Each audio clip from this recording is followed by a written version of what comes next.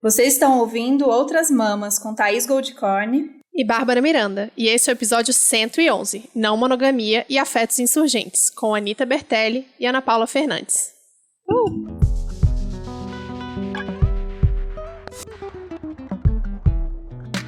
Aê! Finalmente! Sim, de novo esse tema, né, gente? Lá em 2019, quando a gente ainda nem entendia nada sobre o assunto, podia lamber a cara dos desconhecidos no carnaval, no meio da rua, e andava aí por aí sem máscara, a gente fez um episódio sobre não monogamia com a Sandra Guimarães e a Isa Saldanha. Esse episódio foi um sucesso, ele é, sem sombra de dúvida, o episódio mais escutado desse podcast. E a ideia naquele episódio era ouvir as experiências delas mesmo, né? Começar a abrir esse debate sobre o tema com vocês. Mas a gente ainda ficou, né, muito nas experiências e ficou devendo falar mais sobre o assunto, sobre a teoria, que é tão importante pra gente e que a gente tem estudado cada vez mais.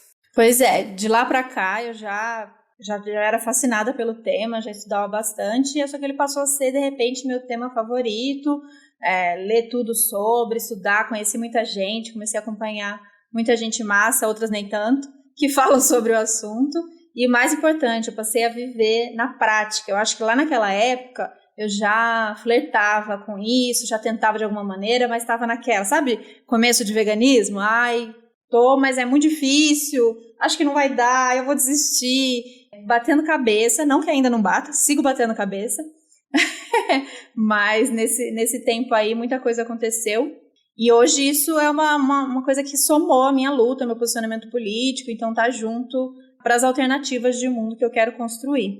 Bom, a gente sabe que naquele episódio tem muita coisa importante que elas trouxeram, mas hoje já tem muita coisa que eu penso diferente, ou não necessariamente diferente, mas que chegou nova de pensamento sobre isso, ler sobre família, a construção da família, ler sobre o próprio, como a gente se organizou, né, todas essas lutas. Decolonialidade. Exato, transformou muita coisa como questão mais do que, tipos de relacionamento. Escolhe um tipo assim, tem tutti-frutti e graviola, aí você escolhe monogâmico ou não monogâmico, como se fosse simples assim.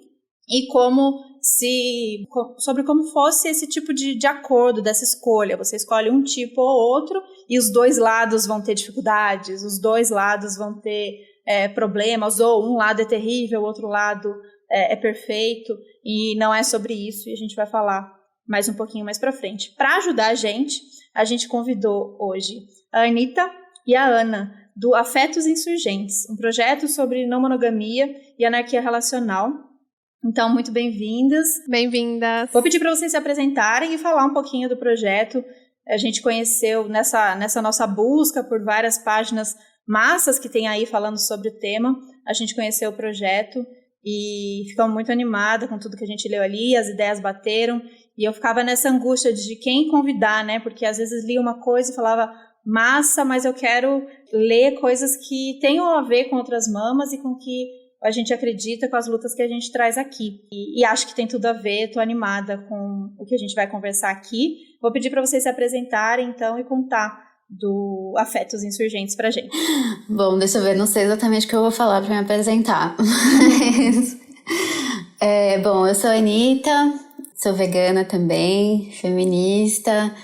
E eu tive a ideia de criar a Afetos porque eu sentia falta um pouco desse discurso mais político da não monogamia e especificamente da anarquia relacional, e também porque eu fui me envolvendo mais na parte anarquista da coisa, né? Acho que eu comecei um pouco pela não monogamia, relacionamento aberto, todo esse processo que ainda não era muito politizado. Conforme eu fui chegando na não monogamia mais política, cheguei na anarquia relacional e também daí isso me levou ao anarquismo. Então eu quis trazer, a princípio eu queria trazer traduções, por isso que tem bastante traduções lá no projeto, de textos que eu ia encontrando, de pessoas que eu ia conhecendo de outros países que me indicavam coisas. E aí, num certo momento, eu quis também começar a chamar pessoas daqui, que já escreviam nos lugares que eu conhecia, para escrever também. E a Ana é uma das pessoas que eu já lia há bastante tempo. E aí ela um dia me procurou.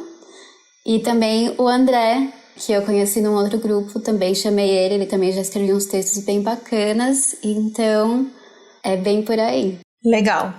Ana? Eu escrevo sobre uma monogamia faz bastante tempo já, faz uns 4 anos, 4 ou 5 anos, acho. E eu encontrei o Afetos numa página do Facebook, um grupo de Facebook, e a Anitta que tinha mostrado de cada o Afetos, eu nem sabia que Afetos era a criação dela. E aí, quando eu descobri, eu fui logo direto, porque eu já gostei da revista, eu já gostei de tudo que estava lá. E o meu processo, eu tô um pouco inverso da Anitta, na verdade, porque eu já tinha um viés anarquista antes da não monogamia, antes de conhecer a não monogamia. E aí, quando eu cheguei na não monogamia, eu já estava criticando um pouco o relacionamento aberto. Não significa que na prática eu não estava tendo relações abertas, né, que não eram tão políticas quanto hoje são. Mas quanto mais eu me politizava, quanto mais eu estudava, quanto mais eu lia sobre e entendia os conceitos, as estruturas de opressão, mais as minhas práticas e o meu pensamento foram mudando. E aí foi quando eu não consegui mais voltar atrás, não tem como desver. E aí foi meio que isso, eu já tinha um viés anarquista e foi o inverso da Anitta, na verdade. Muito legal. Pra gente começar, eu quero falar um pouco sobre o que a gente costuma, no senso comum, relacionar a monogamia e a não monogamia. A gente teve aí discussões recentes, principalmente no Twitter, sobre isso, e a gente vê tanta coisa, né, que a gente fala, meu Deus do céu, vamos organizar isso aí, vamos conversar melhor sobre. E eu selecionei aqui um tweet da Anitta, que ela falou, a Anitta que tá aqui com a gente, tá, gente? Não é a Anitta cantora. Pra vocês não confundirem. Quando eu falo a Anitta, é a nossa Anitta aqui. Então vamos lá. O que define a monogamia não é a exclusividade, mas a importância do casal frente aos amantes e os amores de outros tipos. A hierarquia de uns afetos sobre os outros. Monogamia na atualidade é sinônimo de amor, romântico e sexualizado, autêntico e de casal, sua forma natural. Isso me lembrou muito um trecho e muitos pensamentos que estão também num texto que é o Abrir Amores, Fechar Fronteiras, da Brigitte Vassalo, e eu vou ler também para vocês. Então, nessa obsessão com a quantidade, perdemos de vista que monogamia não é uma prática, mas um marco de referência, o marco monogâmico. E uma forma de pensamento monogâmico que opera, além disso, na esfera privada e na construção coletiva. Um pensamento monogâmico que governa os amores e que governa as fronteiras. Então, a gente está ouvindo muito falar, né? O que é monogamia, o que é não monogamia, o que eu dou conta, o que eu não dou conta, o que escolheu, o que não escolheu, pelos debates que surgiram. E a gente vai ouvir ainda muito falar sobre amor, sobre afetos, com o Dia dos Namorados chegando. E todo ano tem textão, todo ano tem discussão. Mesmo nos meios mais progressistas, a gente vai falar sobre diferentes formas de amar, diferentes afetos, mas ainda é muito preso nessa forma, nessa única forma que a gente conhece, na centralidade do casal e nessa importância em relação aos outros afetos. Então, eu queria ouvir de vocês como a gente pode começar a falar aqui, para quem está ouvindo a gente, sobre a monogamia como esse sistema, né, como uma norma, e porque quando a gente fala de não monogamia, que, né, quando as pessoas pensam, então querem criticar a monogamia, falar, então vocês podem ser poligâmicos aí, e deixa a gente em paz aqui. Vamos falar um pouco sobre esses conceitos, né, por que a poligamia não é esse direto oposto, e por que a monogamia não é só uma forma de escolher como se relacionar, e sim todo um sistema, um conjunto de pensamentos. Bom, acho que eu posso começar falando. Esse tweet meu, ele na verdade são citações da própria Brigitte Vassalo, né? Legal. Foi para um post, na verdade, que eu fiz no nosso Instagram, que o post é o que é monogamia. E aí, justamente, eu pego o pensamento da Brigitte Vassalo, vou pegando algumas citações e costurando para deixar mais sucinto, né, o que ela quer dizer. Mas é isso, pensar a monogamia como um sistema. Então, geralmente, quando a gente fala de monogamia, as pessoas pensam que é o jeito que eu me relaciono, é sobre a minha relação, é sobre eu e meu parceiro, minha parceira, não ficarmos com outras pessoas. E não é exatamente isso que a gente está criticando quando a gente aponta o que é a monogamia. É um sistema. Então, quando você está sob um sistema hegemônico, como é o caso da monogamia, você não tem tanta escolha. E também, quando você está dentro, digamos, do padrão, você não enxerga como isso é uma escolha. Então, por exemplo, na heteronormatividade, né? Você pode ser uma pessoa com privilégio hétero e falar, se as pessoas quiserem ser bissexuais, homossexuais, elas podem ser, não tem o que discutir.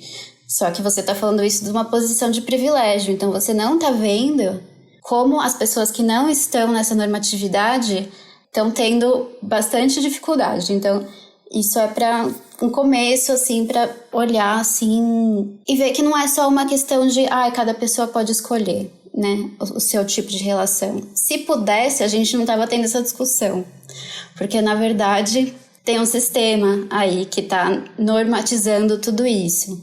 Então, eu diria que, assim, para começar a pensar, esse pode ser um ponto de partida. Eu acho também que tem o Sérgio Lessa, o livro do Sérgio Lessa, Abaixo a Família Monogâmica, acho que é uma ótima entrada também, porque ele fala exatamente da estrutura da onde vem, ele explica com o contexto histórico. Engels também, que para quem é marxista com certeza deve saber do que eu estou falando. Ele também faz uma construção histórica da família e dessa construção. Eu acho que entendendo a história, da onde vem, dando um contexto, acho que é isso, dando um contexto, fica mais fácil de entender o que é essa estrutura e que é uma estrutura de opressão tanto quanto qualquer outra estrutura de opressão. Eu tava lendo Caliban e a Bruxa esses dias de novo, e aí, apesar da Silvia Federici não falar sobre não monogamia, ela fala sobre como que a monogamia se estabeleceu como uma forma, enfim, de controle do Estado, da igreja, de tudo isso que a gente já sabe, né? E aí, inclusive, tem um grande movimento ali dos hereges ali na Idade Média, que vão ter vários grupos de pessoas que se declaram como poligâmicos exatamente para ser contra o que o Estado estava fazendo, né, no caso.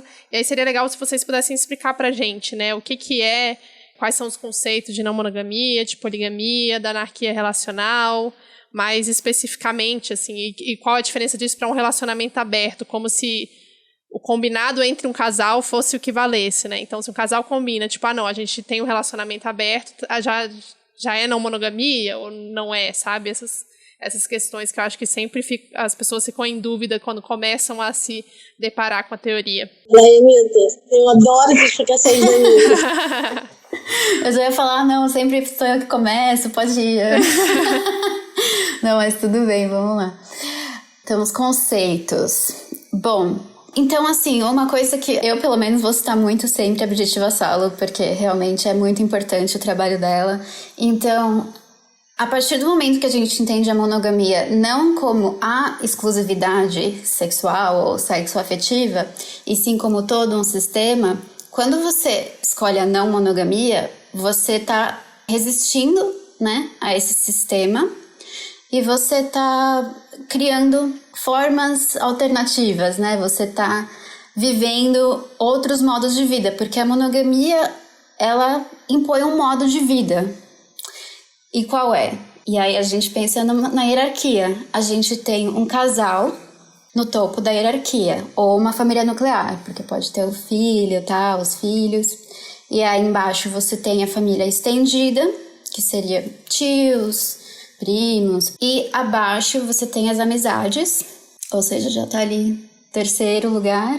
E abaixo disso ainda tem as pessoas que são parte da sua comunidade, parte da sociedade, mas que você não tem uma relação assim pessoal, né? Então, quando a gente pensa na não monogamia, a gente vai pensar nisso tudo, nessa hierarquia toda. Como que a gente pode criar outro modo de se relacionar com o que a gente chamaria, né, de namorados, parceiros, com a nossa família estendida, né, gente que a gente tem laço familiar, com as amizades e também com o resto da comunidade. Então a gente vai horizontalizar isso. A ideia seria essa. Então, por que existe essa hierarquia? Por que eu coloco pessoas com quem eu tenho esse laço de sangue, entre aspas, em primeiro lugar? Por que tem mais afeto e mais amor e mais obrigações em relação a essas pessoas e ao casal principal? Se você não enxerga a monogamia assim, você enxerga só como a exclusividade, também já não faz tanto sentido, porque na monogamia, na real, não tem tanta exclusividade assim, né? Se a gente olhar para a realidade do que acontece, uma boa porcentagem das pessoas na monogamia não praticam a exclusividade. Então, a gente percebe, como a Brigitte Vassalo fala, que a exclusividade está ali simbolicamente para marcar essa hierarquia. E aí, já pensando na questão do relacionamento aberto. Um relacionamento aberto, com esse nome, pode significar várias coisas, né? Claro que as pessoas estão ali falando relacionamento aberto, podem estar vivendo coisas de maneiras diferentes. Mas o relacionamento aberto, a gente pensa assim, na crítica, é aquela relação que nada disso é questionado, mas as pessoas ficam com outras pessoas e contam uma para outra. Mas todo o resto continua igual. Então falta um entendimento um pouco mais estrutural da monogamia quando isso acontece, né? Tem algumas coisas na fala da Anitta que eu queria só pontuar, que eu acho bem importante. Por exemplo, quando a gente fala que um dos sistemas da monogamia é a hierarquia, é onde ela se baseia, o porquê dela existir, basicamente, é ali, na hierarquia. E quando a gente fala, então a não monogamia, ela foi feita para horizontalizar. Eu gosto bastante dessa palavra, dessa expressão. Mas também ela gera muita confusão, porque as pessoas acham que todas as relações têm que ser iguais. A gente tem que dar o mesmo afeto, a mesma atenção, o mesmo carinho, a gente tem que sentir a mesma coisa. E não funciona assim. Ser horizontal não é sobre isso. Ser horizontal é sobre não hierarquizar, não priorizar. Porque hierarquia é uma outra forma de opressão também operante. Por exemplo, tem hierarquia dentro da hierarquia da amizade. Você tem as amizades, e aí chega um momento que você fala, não, mas fulane é minha melhor amiga, sabe assim? Essa pessoa, ela é mais importante do que todos os meus outros amigos, sabe assim? A gente fica tipo, oi? Depois que a gente para pensar nessa questão da hierarquia, da importância de dar um fim nisso, é exatamente nesse ponto de a gente não precisa. Esse exemplo da amizade para mim é bem, eu acho que fica bem fácil de mostrar, de olhar, né, para isso. Quando a gente fala dentro da amizade, quando a gente fala que a gente tem um melhor amigo, a gente fala em priorizar essa pessoa de alguma forma, né? A gente fala de que as outras, por algum motivo, geralmente esse motivo vem por tempo, porque eu passo mais tempo com essa pessoa. Então, quanto mais tempo eu passo com essa pessoa, mais tempo eu gosto dessa pessoa. Então, quanto mais tempo eu gosto dessa pessoa, mais tempo eu vou passar com essa pessoa. E aí vira essa bola de neve, e a gente prioriza tempo e a gente demarca o território dessa maneira. E aí a gente recebe algumas perguntas, pelo menos eu vejo muitas pessoas dando monogamia política, com viés político, recebendo a pergunta tipo, mas como é que vocês têm tempo para tantas pessoas? Clássico. Uhum. Sim. E aí a gente volta para pergunta, como é que você tem mais de 5 amigos? Como é que você consegue ter mais de 5 relações no trabalho, por exemplo? Sabe? Então, é a mesma coisa, é igual, é idêntico, porque demanda diversidade. Acho que a palavra é isso. As pessoas são diversas, as pessoas são diferentes. A gente é diferente, inclusive, o nosso tempo é diferente, e não é nem atemporal isso também. Porque, por exemplo, eu posso, nesse momento, ter uma relação que está me demandando mais tempo nesse momento, mas daqui a um mês ou daqui a uma semana, isso não ser mais necessário e eu ter que demandar mais tempo com uma outra relação que apareceu, sabe? São 1000 coisas que podem acontecer diferentes, e essa horizontalidade, ela é referente a isso, a não hierarquia e a respeitar a diversidade das relações. Gente, uma das coisas que eu mais gosto da Brigitte é a forma dela falar. Parece que eu tô tomando um café da tarde com ela, quando eu leio Brigitte. É uma delícia de ler. Principalmente para quem tá começando. Principalmente não, eu acho que para qualquer pessoa, do começo, meio e fim.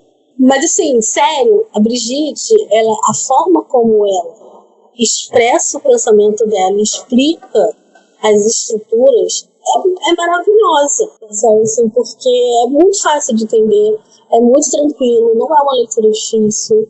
Tem um livro de uma brasileira, da Regina Navarro, muita gente conhece, tem muitas críticas da Regina Navarro, porque ela é bem liberal, ela tem um discurso bem liberal, mas o livro dela, explicando a história do amor, que agora eu não lembro qual acho que é o primeiro livro sobre o amor dela, é um livro muito bom porque é um livro onde ela explica a história. Eu acho que o importante é ler tudo, né, gente? Ler tudo, tudo que a gente puder, né? Mas sempre com um olhar crítico para qualquer coisa que a gente leia. Então, não estou dizendo não leia Regina Navarro, não é isso. Leia, mas Regina Navarro é uma leitura que a gente tem que ter um olhar bem crítico, porque ela é bem liberal mesmo. Ela fala muito do amor romântico, ela fala muito desse viés que eu gosto, que essa pontuação do amor romântico, eu acho que ela é muito boa nessa fala do amor romântico.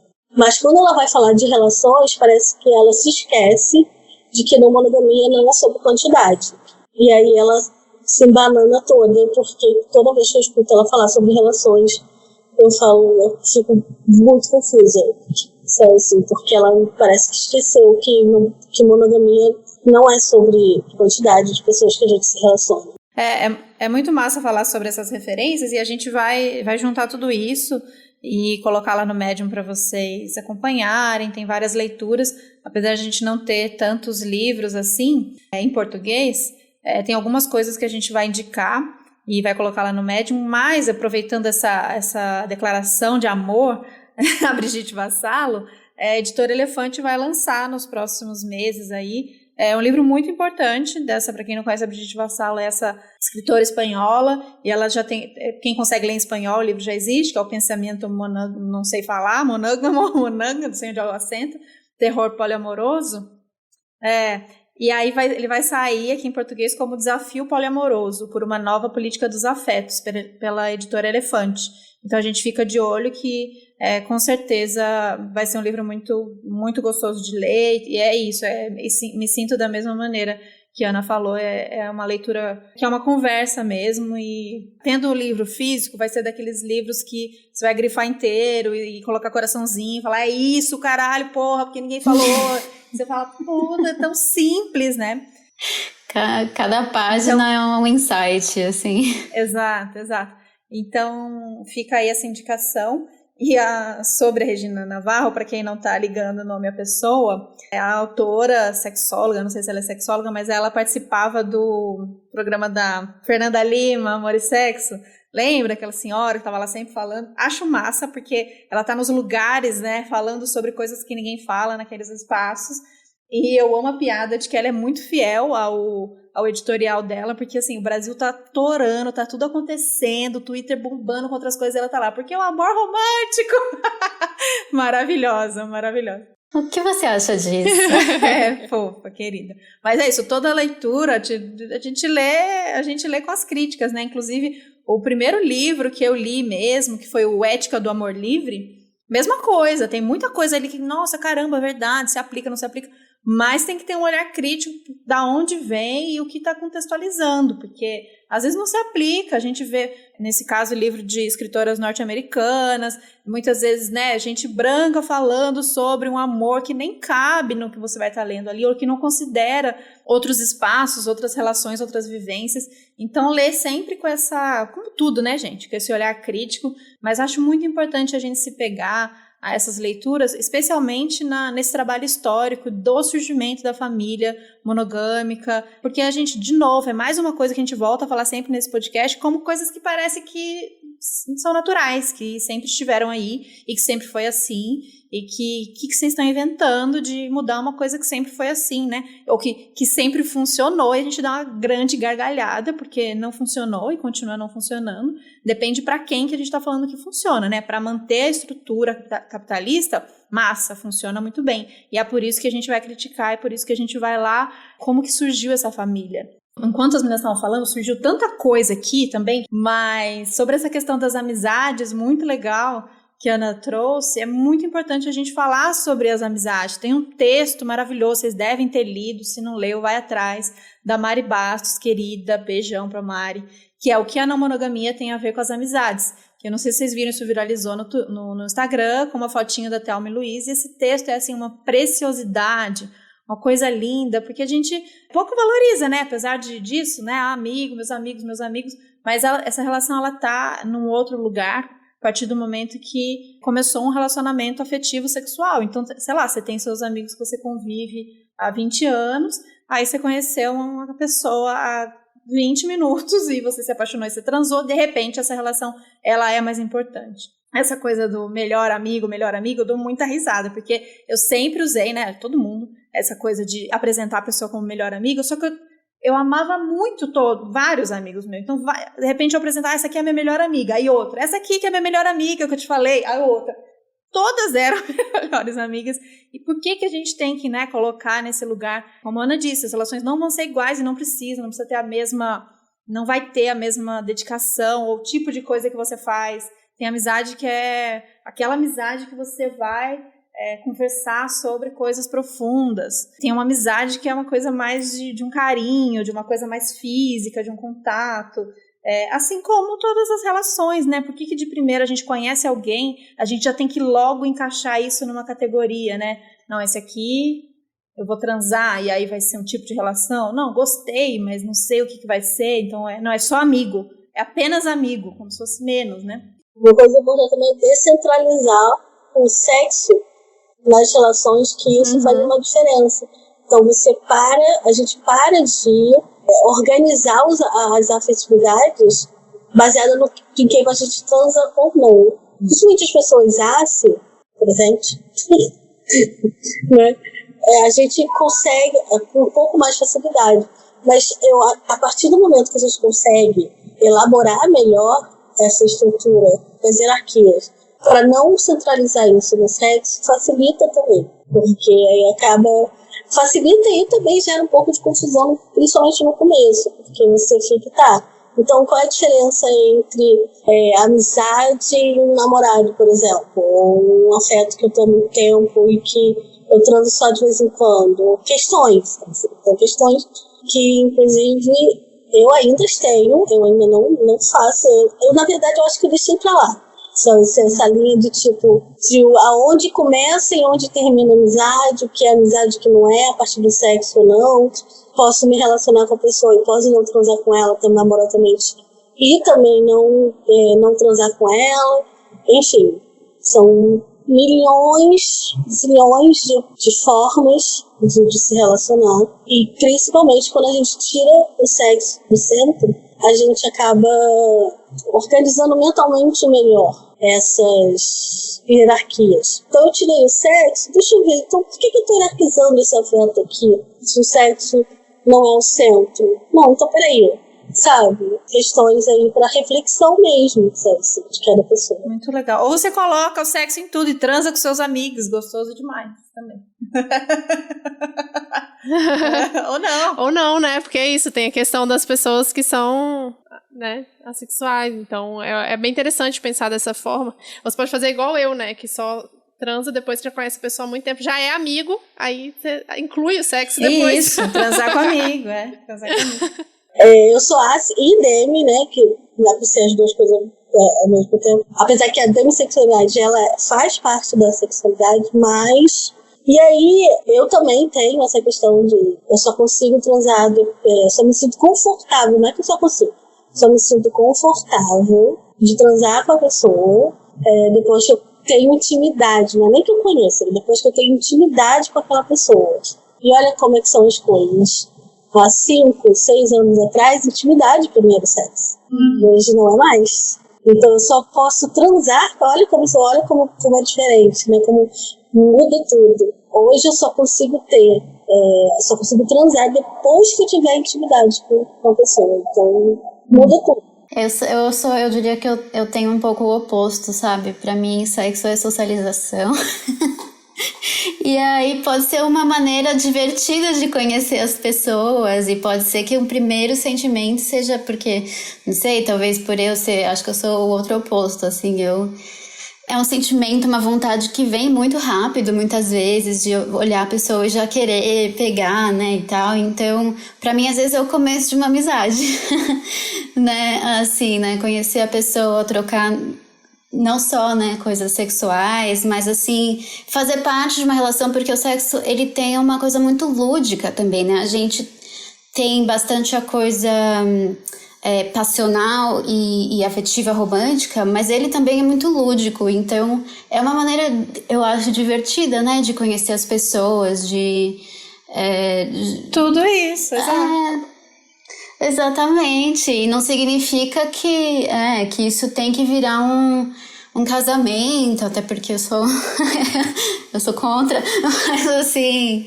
Não é pra dançar com as pessoas? Então, você é pra dançar também com elas, né? Exatamente. Então, olha aí um outro paradigma, as pessoas acham que pessoas assexuais não transam, são aquelas pessoas que, tipo, não transam nunca, e que as pessoas demissexuais também, tipo, demoram 50 anos, sabe? Cara, eu já fiz homenagem, me diverti muito com as pessoas ali dentro, sabe, assim, porque eu estava confortável com elas. Então, assim, gente, desmistificando sexualidades, sabe, assim, ser DASI, CDM não significa... Existem pessoas, sabe, que realmente não querem, não gostam, não vão e... Ok, sabe, assim, mas tem muitas linhas, sabe, tem muitas formas de lidar com a nossa sexualidade. E aprender com elas também. E eu acho, nossa, essa visão do sexo é maravilhosa, sabe, assim. Eu boto fé, eu acho que essa coisa dessa construção dessa intimidade, é isso, se a gente consegue falar sobre isso e que não seguir esse roteiro de que é assim, de que tem que ser assim, a gente vai encontrando esses lugares que a gente fica mais confortável. Eu gosto muito de relação, também de muita intimidade e muito rápido. E eu acho, como muito parecido com a Anitta, de que o sexo é uma dessas formas, dessa intimidade, ela já quebra um gelo muito rápido, assim, porque pensa na loucura que é você conhecer uma pessoa e daqui a pouco você tá pelada na frente dele, entendeu? Já não tem mais nenhuma formalidade, máscara, tipo, olá, aquelas coisas chatas de conhecer uma pessoa. Daqui a pouco já tá tudo bem, já tem uma super intimidade. Eu também me sinto bem confortável assim, do tipo assim, que você tá fingindo aí que você não tá, íntimo ou falando sobre sua vida, sabe? Eu tive pelado agora há pouco, tá tudo bem. Então, eu também gosto de construir por aí. Mas é massa justamente isso, respeitar essas diferentes formas, porque se a gente segue um roteiro, a gente se violenta tanto, né? Do tipo, tem que transar ou não pode transar. As duas formas. Eu acho que essa questão, especialmente para as mulheres, dessa liberdade sexual, e aí tem vários lados, né? Tem essa coisa de tipo, então, beleza, eu sou dona do meu corpo, eu vou transar com geral, que aí pode cair numa coisa totalmente liberal, de, né, meu corpo, minhas regras, eu vou fazer o que eu quero, mas que tem esse olhar sobre como eu vou construir essa minha relação com o meu corpo e com o outro corpo, como eu vou construir essas relações de intimidade e de diversão, ou de carinho, de cuidado. É mais um ponto muito interessante da gente olhar e pensar sobre essa autonomia. A gente fala muito em autonomia, né? E a gente sabe que dentro desse sistema que a gente vive, e isso é importante a gente falar, beleza, a gente é vegana, a gente é feminista, a gente é anticapitalista, a gente é não monogâmica, mas a gente consegue, dentro de um sistema que ele é tão totalizante, exercer plenamente essa nossa autonomia? Isso não é possível, a gente sabe que não é.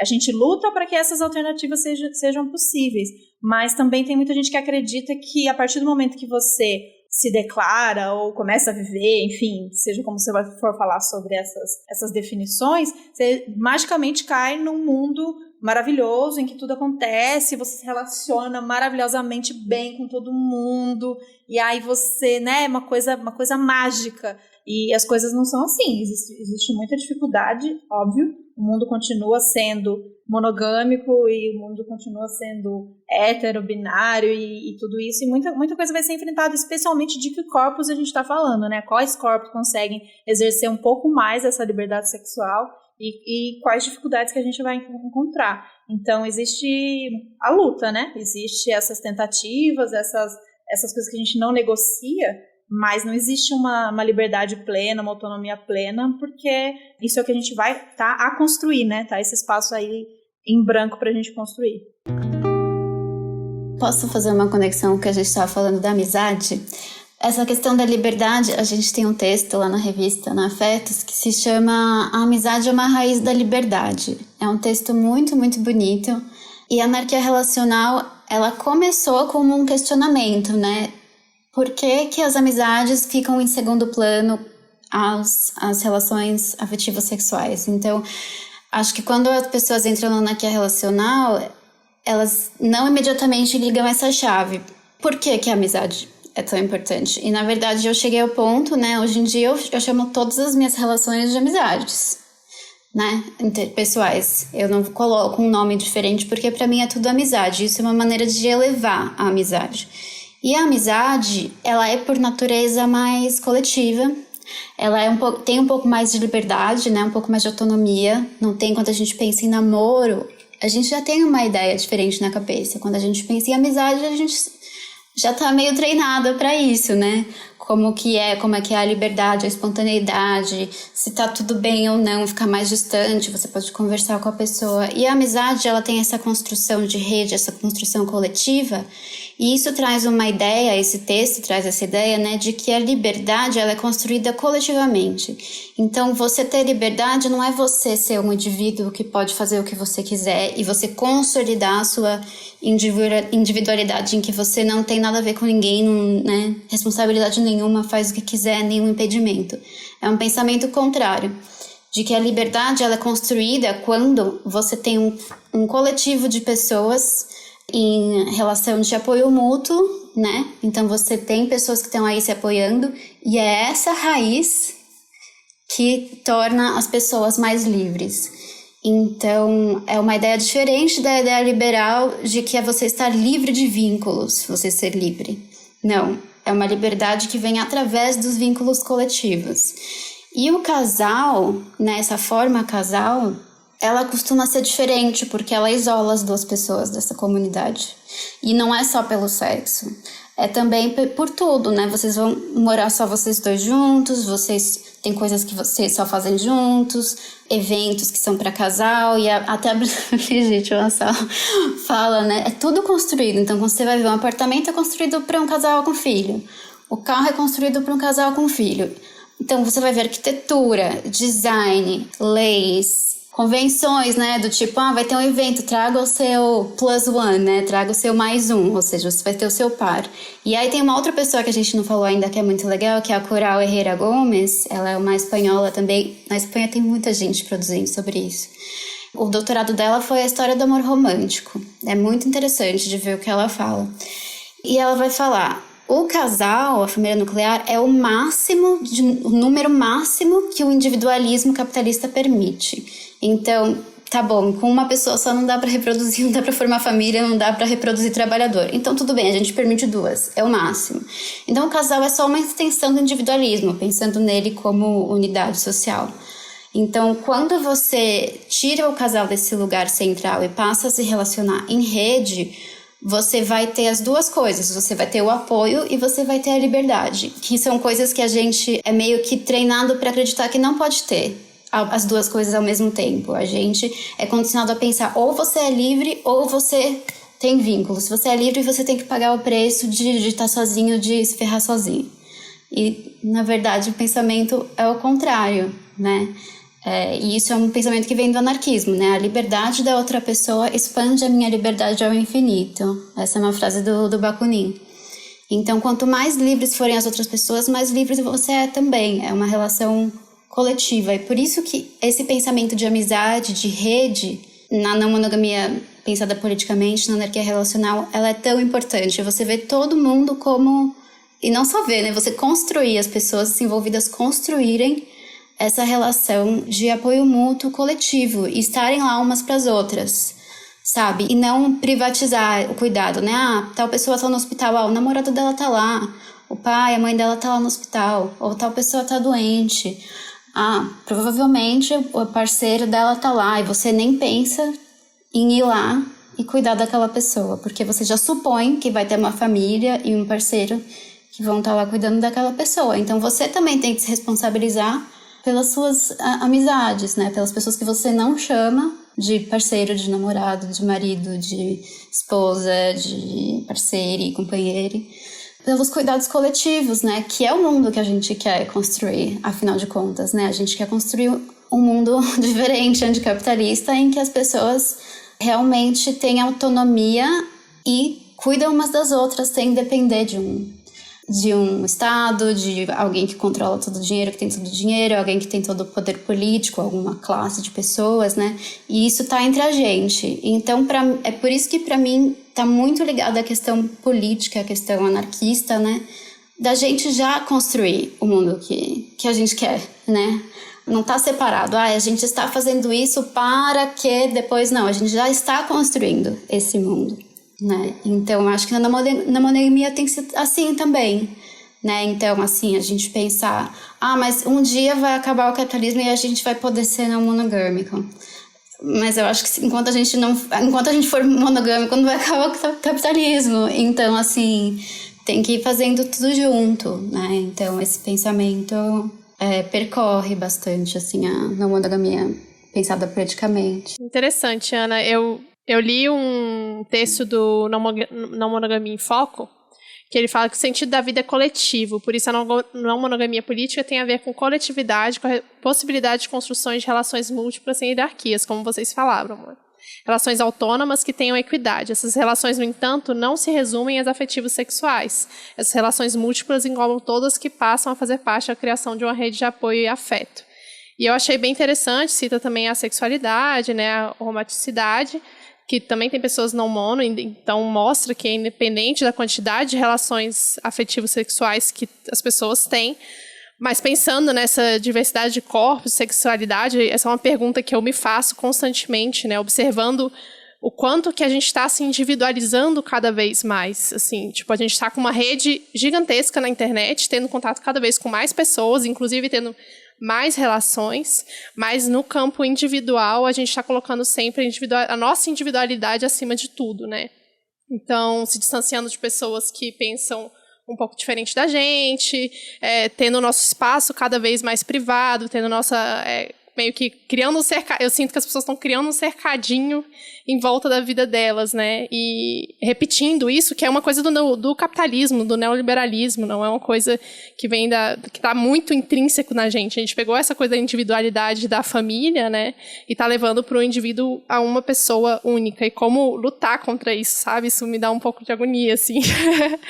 Eu fico tipo, gente, mas como? É muito forte essa questão da individualidade, né? No nosso sistema. Falar sobre coletividade parece coisa só de esquerda, né? Esquerdista, esquerdopata, não. Pois é. Não, e é vivendo, né? Eu acho muito legal isso que a Anitta falou, como a gente constrói isso, não é depois da Revolução, que a gente não vai saber porque a gente desaprendeu a viver, né, com esse apoio mútuo e olhando para o outro, que não seja só, eu protejo a mim e a minha família, né, ou quem está próximo a mim.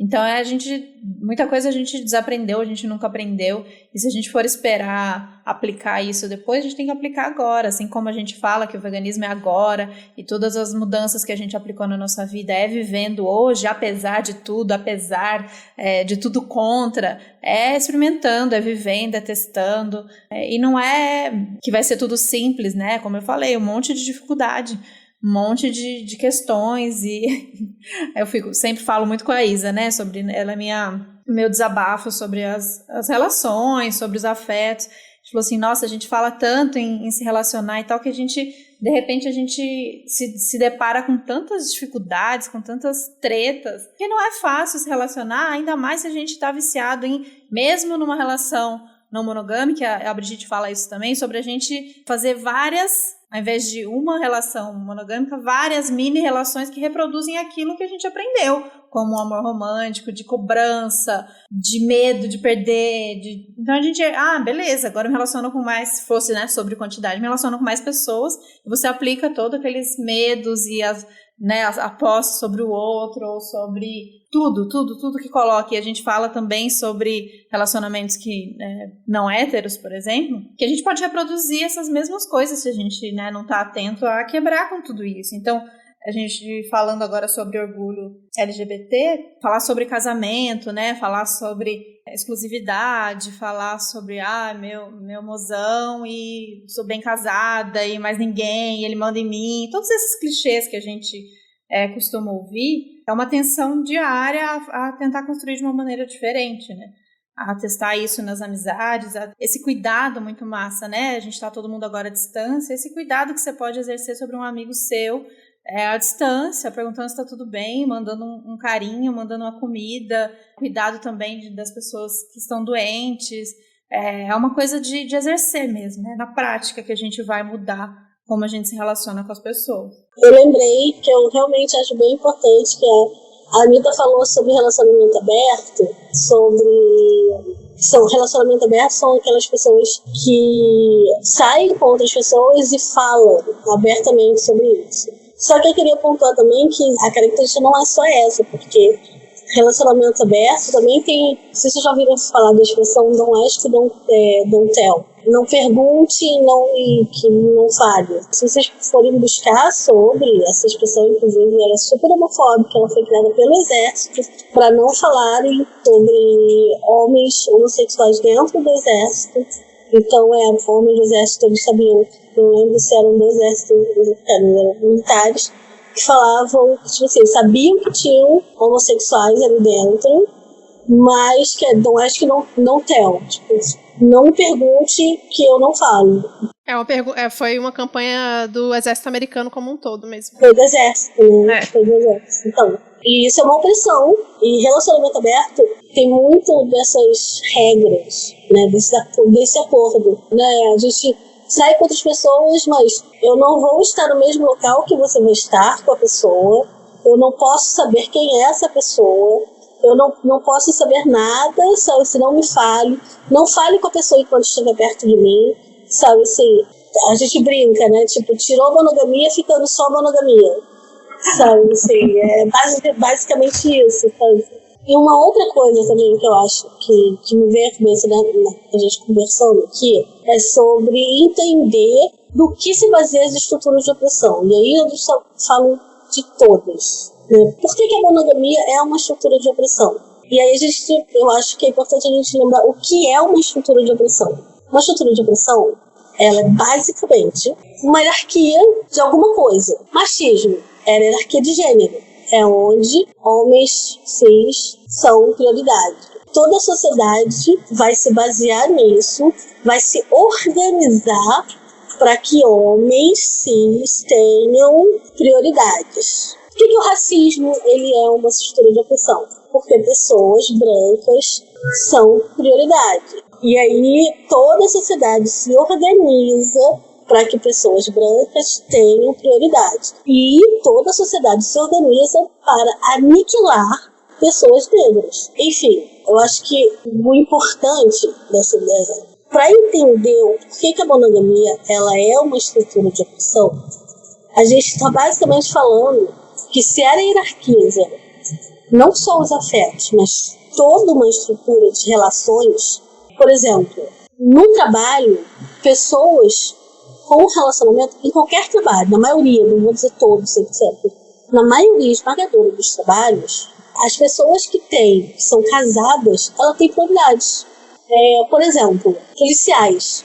Policiais casados pegam trabalhos menos perigosos, porque tem família dentro de casa. Olha a família tendo uma estrutura de opressão hierarquizando as outras pessoas. Não estou defendendo a polícia tem que acabar, quero deixar claro, mas assim, é só para demonstrar mesmo.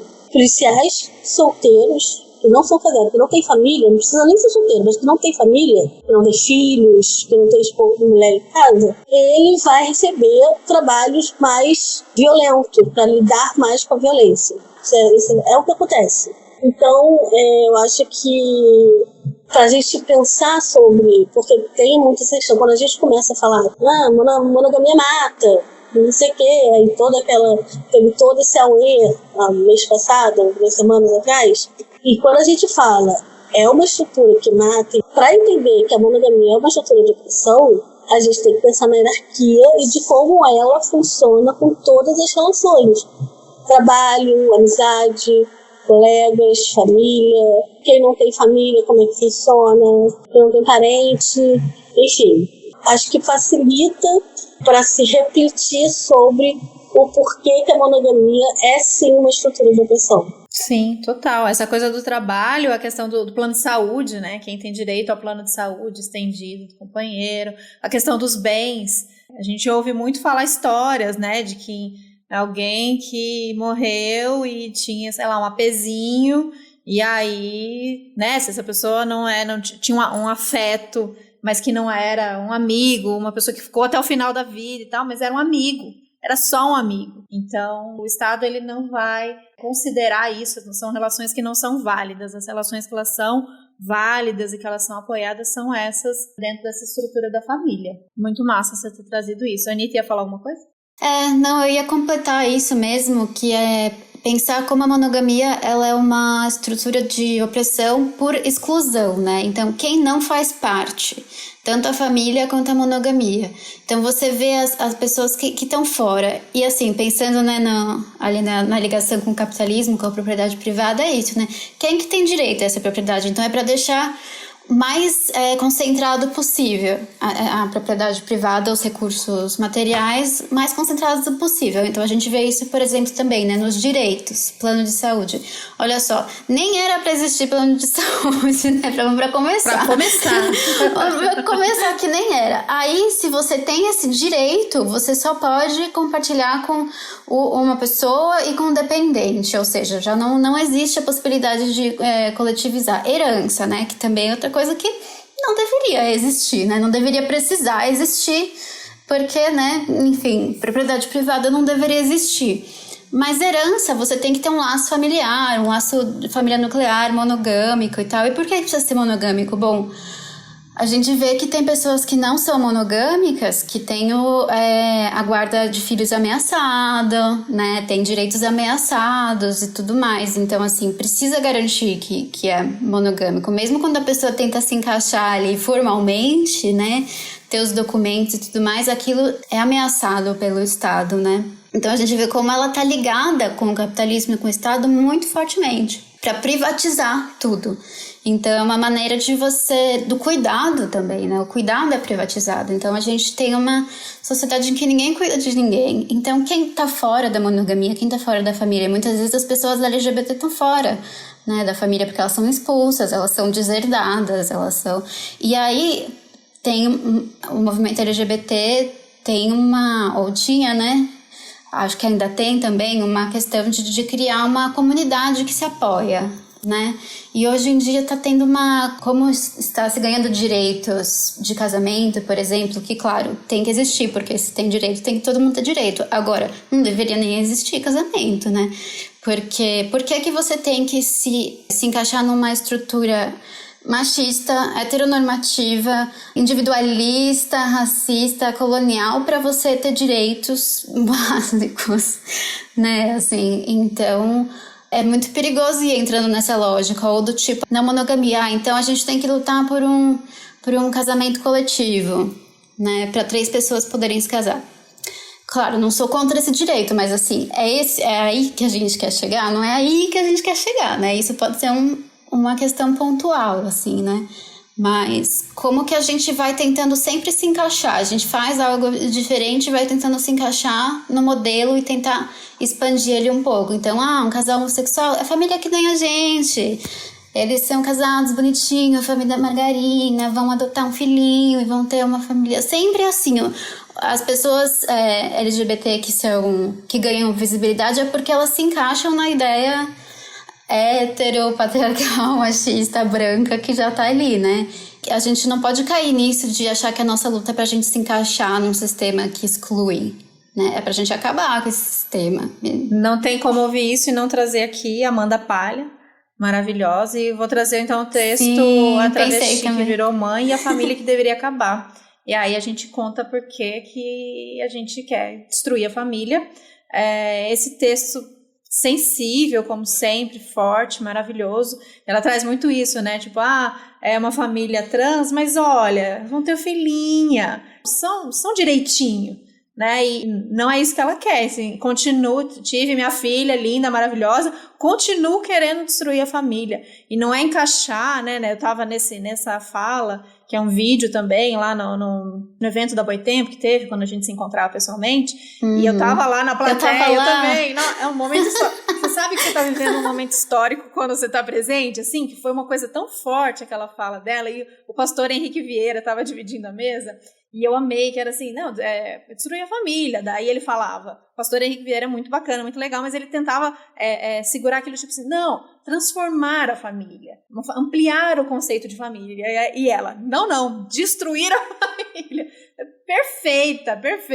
Uma coisa linda, assim. Então, quem ainda não assistiu esse vídeo, ou leu o texto, que é um texto que saiu agora mais recentemente, depois do nascimento da Linda, que saiu pelo Marco Zero conteúdo, vou colocar também tudo no Medium, que é justamente isso, né? Se encaixar numa estrutura que a gente já quer derrubar, é muito do feminismo liberal, mulheres no topo, mulheres CEO, mulheres comandando, mulheres chefes. É isso que a gente quer, é chegar lá nesse tal desse topo de uma hierarquia que a gente nem acredita, ou quem vai chegar nesse topo, né? Quem são as pessoas, quem são essas mulheres que conseguem disputar esse espaço com esses homens?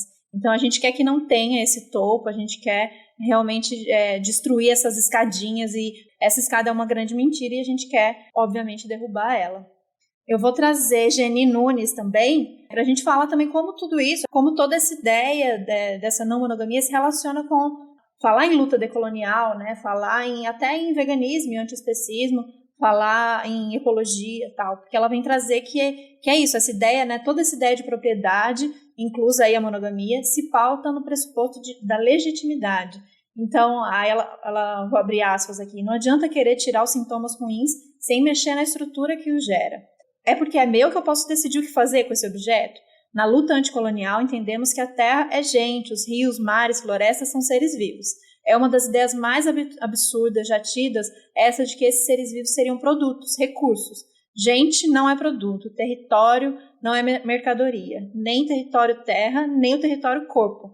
Aqui a gente é completamente apaixonada por Geni, e quem não conhece, por favor, leiam os textos, acompanhem esse trabalho, que ela vai falar muito sobre essa não monogamia com a luta decolonial, né? E aí a gente vem aqui endossar essa crítica a essa não monogamia neoliberal, que vai ser muito estampada por casais heteronormativos, brancos, que vão falar, isso é cool, isso é Vila Madalena, sabe? E que vai o estereótipo do vegano, não monogâmico e tal, porque isso é o que é legal agora. E ela vem resgatar que é isso não, a gente está falando em luta decolonial mesmo, a gente está falando justamente sobre quebrar com essas estruturas que estão aí postas para a gente seguir, porque nem cabe, né, falando de uma outra realidade, falando de uma outra vivência, essas estruturas nem se aplicam, porque não é assim que a gente vê o outro, né? Não é assim que eles veem terra, não é assim que eles veem corpos, não é assim que eles veem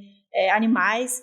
Então, como a gente falou muito no episódio, né, do veganismo decolonial também, essas formas como a gente enxerga o outro nem se aplica, né? Que isso não é meu e aí eu faço o que o bem querer com isso, já que ele é uma posse minha. Então, Anitta é vegana, não sei se dá pra gente relacionar de alguma maneira que também o veganismo bonito, lindamente, cai num veganismo liberal, como a gente pode relacionar essas lutas e dizer que demarcar que é isso, é por isso que eu disse que a gente tá falando aqui, é por isso que a gente tá lutando aqui, por isso que a gente vai sempre que tiver espaço criticar quando essas lutas caem nessa armadilha neoliberal. Sobre essa... Agora, quando você estava lendo a Geni, me lembrou... Vocês sabem a Donna Haraway, que escreveu o Manifesto Cyborg? Ela, mais recentemente, acho, ela teve um conceito de criar parentesco. Aqui, parentesco não é uma tradução exata, né? Ela é make kin.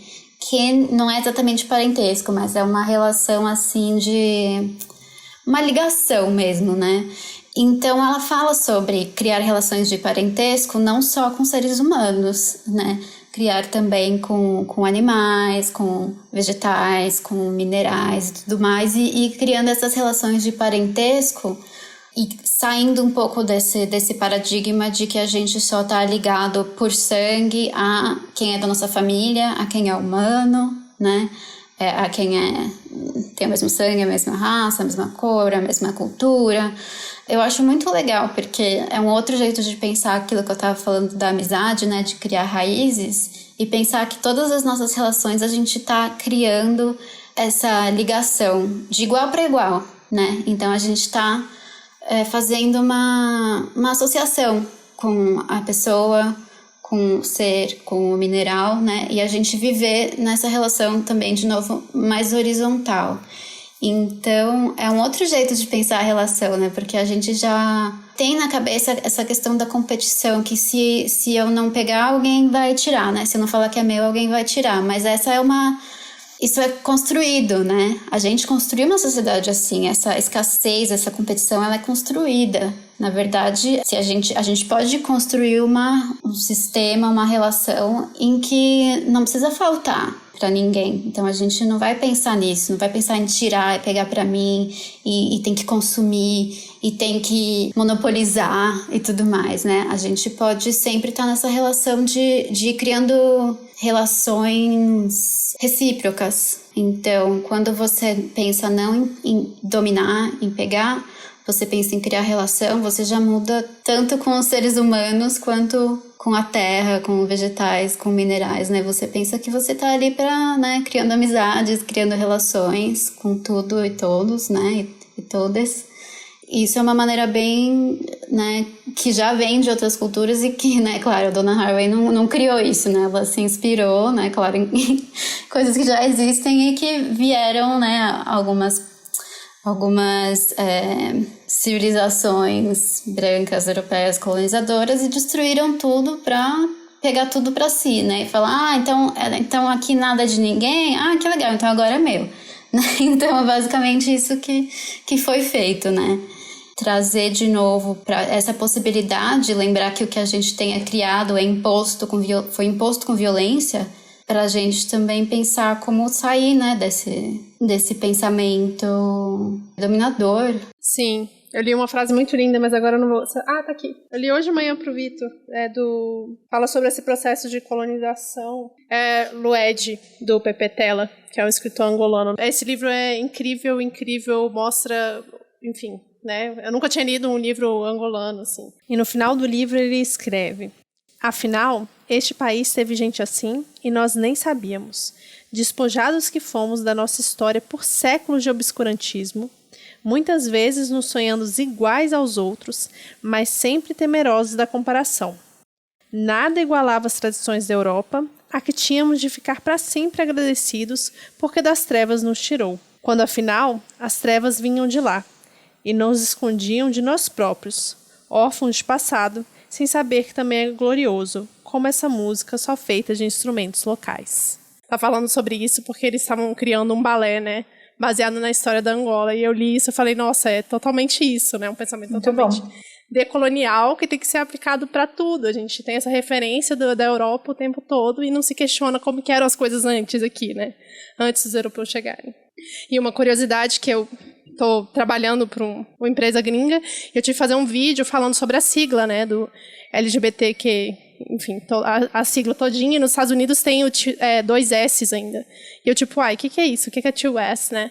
E a Two-Spirited, que são as pessoas, teoricamente, né, trans, mas é uma categoria só de indígenas norte-americanos, que não se encaixam nem como mulher, nem como homem, então eles são agêneros, mas é só para a galera que é indígena nos Estados Unidos, e eles têm essa categoria dentro da sigla deles também, achei bem interessante. Nossa, eu não tinha ideia. Ana quer completar, alguém quer completar alguma coisa?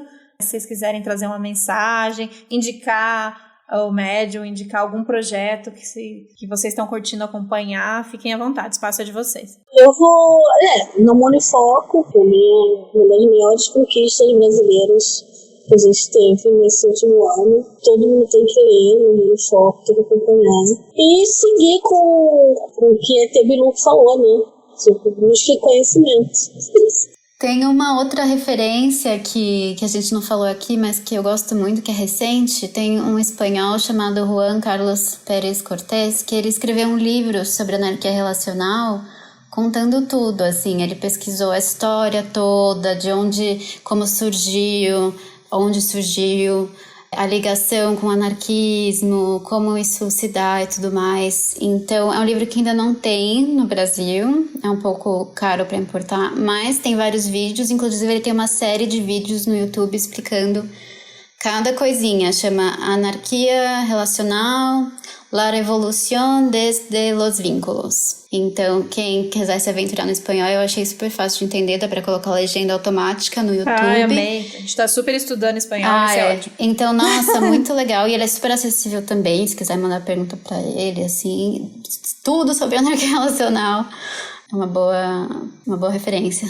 Ainda tem, né, Marília Moscovici aí falando todos os dias no Instagram, no Twitter, fazendo curso, dando aula sobre não monogamia, a questão da família, tudo isso que as meninas falaram aqui, muito mais. Então sigam ela também, que o conteúdo é muito bom.